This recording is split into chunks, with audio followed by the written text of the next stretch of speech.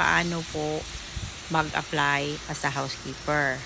So yes, I know a lot of you here na sa US and you know how to apply, but this video is only sa mga baguhan na gusto, na hindi nila alam kung paano magsimula. Yes, so skip niyo lang pag alam niyo na to. And huwag niyo ko ibabash, charing. So anyway, paano nga ba mag-apply ng housekeeper dito sa US? So, dito sa US, everything done online. So, i-research nyo lang yung name ng hotel na gusto niyo yung applyan. Like example, Marriott, Hilton.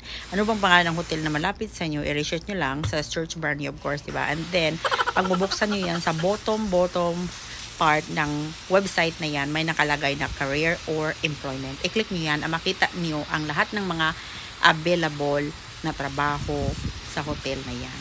Yan, andyan kayo mag-apply. And make sure naman before kayo may resume kayo na nakasave sa computer nyo kasi everything is online nga, isa-submit pati ang resume mo. So, dapat